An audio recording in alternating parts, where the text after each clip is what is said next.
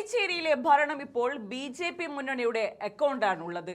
NR. കോൺഗ്രസുമായി ചേർന്ന് ഡി.എം.കെ കോൺഗ്രസ് മുന്നണിയെ തോൽപ്പിച്ചാണ് മാസങ്ങൾക്ക് മുൻപ് നടന്ന തെരഞ്ഞെടുപ്പിൽ ഭരണം പിടിച്ചത്. എന്നാൽ മാസം 2 കഴിഞ്ഞിട്ടും ഇതുവരെ ഭരണകക്ഷികൾ ചേർച്ചയിലെത്താൻ കഴിയാത്തതിനാൽ ഭരണം പോലും തുടങ്ങിയിട്ടില്ല. ആകെയുള്ള 30 സീറ്റുകളിൽ 12 സീറ്റും സ്വന്തമാക്കിയ എൻ.ആർ. കോൺഗ്രസിനെ ഭരിക്കാൻ വെറും 4 സീറ്റുകൾ മാത്രമുള്ള ബി.ജെ.പി. ശ്രമിക്കുന്നത് അവർക്ക് ഇഷ്ടപ്പെടുന്നില്ല എന്നിരിക്കെ ബി.ജെ.പിയെ കൈയൊഴിയാനുള്ള നീക്കത്തിലാണ് മുഖ്യമന്ത്രി രംഗസ്വാമി. അതിനിപ്പോൾ ഒരു കാരണവുമുണ്ട്. അതായത് സൂപ്പർ താരവും തമിഴ്നാട് മുഖ്യമന്ത്രിയുമായ വിജയ് നേതൃത്വം നൽകുന്ന ടി.വി.കെയുടെ സ്വാധീനം പുതുച്ചേരിയിലേക്കും വ്യാപിച്ചു എന്നുള്ളത് തന്നെയാണ്. നിയമസഭാ തെരഞ്ഞെടുപ്പിന് ശേഷം അധികാരത്തിലെത്തിയെങ്കിലും എൻ.ആർ. കോൺഗ്രസും ബി.ജെ.പിയും തമ്മിലുള്ള ഭിന്നത രൂക്ഷമായതോടെ മുഖ്യമന്ത്രി എൻ രംഗസ്വാമി പുതിയ രാഷ്ട്രീയ നീക്കത്തിന് തയ്യാറെടുക്കുന്നുവെന്ന റിപ്പോർട്ടുകളാണ് ഇപ്പോൾ പുറത്തുവരുന്നത്.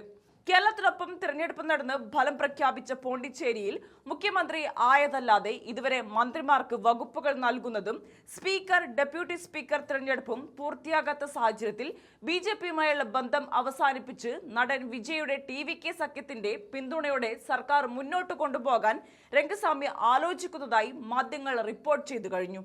ടി.വി.കെ പിന്തുണ നൽകിയാൽ അത് കോൺഗ്രസിന്റെ പിന്തുണയും ഉണ്ടാകും. അതോടെ പുതുച്ചേരിയിൽ എൻ.ഡി.എ സർക്കാർ ഇന്ത്യ മുന്നണി സർക്കാരായി മാറുമെന്ന സൂചനയാണ് ലഭിക്കുന്നത്. നമുക്കറിയാം, 2021 നിയമസഭാ തെരഞ്ഞെടുപ്പിൽ സഖ്യമായി മത്സരിച്ച പഴയ കോൺഗ്രസ് നേതാവ് എൻ രംഗസ്വാമിയുടെ എൻ.ആർ. കോൺഗ്രസും ബി.ജെ.പിയും സർക്കാർ രൂപീകരിച്ചെങ്കിലും 5 വർഷത്തെ ഭരണത്തിനിടെ ഇരു പാർട്ടികളും തമ്മിൽ പല വിഷയങ്ങളിലും തമ്മിൽ തല്ലായിരുന്നു. തുടർന്ന് 2026 തിരഞ്ഞെടുപ്പിന് മുന്നോടിയായി ടി.വി.കെയുമായി എൻ.ആർ. കോൺഗ്രസ് കൈകോർക്കുമെന്ന് തോന്നിച്ചുവെങ്കിലും രംഗസ്വാമി വീണ്ടും ബി.ജെ.പിയുമായി സഖ്യം തുടരാൻ തീരുമാനിക്കുകയായിരുന്നു. തിരഞ്ഞെടുപ്പ് ഫലം വന്നപ്പോൾ എൻ.ആർ. കോൺഗ്രസ് മത്സരിച്ച 16 സീറ്റിൽ 12 എണ്ണം നേടിയപ്പോൾ ബി.ജെ.പി മത്സരിച്ച 10 സീറ്റിൽ 4 മണ്ഡലങ്ങളിൽ മാത്രമാണ് വിജയിച്ചത്. തിരഞ്ഞെടുപ്പ് പ്രചാരണ വേളയിലെ തന്നെ ഇരു പാർട്ടികളും തമ്മിലുള്ള അകൽച്ച പ്രകടമായിരുന്നു. ബി.ജെ.പി സ്ഥാനാർത്ഥികൾക്കായി രംഗസ്വാമി പ്രചാരണം നടത്തിയില്ലെന്നായിരുന്നു ബി.ജെ.പി പറയുന്നത്. മറിച്ചും അതേ ആരോപണവുമുണ്ട്. എന്തായാലും ഇതിന്റെ ഫലമായി സഖ്യത്തിൽ ഇതുവരെയും സ്വരച്ചേർച്ച കൈവന്നിട്ടില്ല. സർക്കാർ രൂപീകരിച്ച് മുഖ്യമന്ത്രിയും മന്ത്രിമാരും സത്യപ്രതിജ്ഞ ചെയ്തിട്ടും വകുപ്പ് വിഭജനം ഇതുവരെ നടന്നിട്ടില്ല. നിലവിൽ എല്ലാ വകുപ്പുകളുടെയും ചുമതല മുഖ്യമന്ത്രി രംഗസ്വാമിയാണ് വഹിക്കുന്നത്. എന്തൊരു അപൂർവ കാഴ്ചയാണെന്ന് നോക്കണം. അതായത് നിയമസഭാ സ്പീക്കർ പദവി വേണമെന്നാണ് ബി.ജെ.പിയുടെ ആവശ്യം. എന്നാൽ നിയമസഭയിലെ അംഗബലം കുറഞ്ഞ സാഹചര്യത്തിൽ ഡെപ്യൂട്ടി സ്പീക്കർ സ്ഥാനം സ്വീകരിക്കണമെന്നാണ് രംഗസ്വാമി ബി.ജെ.പിയോട് ആവശ്യപ്പെട്ടത്. ഇത് ബി.ജെ.പി അംഗീകരിക്കാത്തതിനെ തുടർന്ന് സ്പീക്കറുടെയും ഡെപ്യൂട്ടി സ്പീക്കറുടെയും തിരഞ്ഞെടുപ്പ് ഉൾപ്പെടെ നീണ്ടുപോകുകയാണ്. ഇതിനിടെയാണ് ടി.വി.കെ സഖ്യത്തിന്റെ പിന്തുണ രംഗസ്വാമിക്ക് ബദൽ സാധ്യതയായി ഉയർന്നു വരുന്നത്.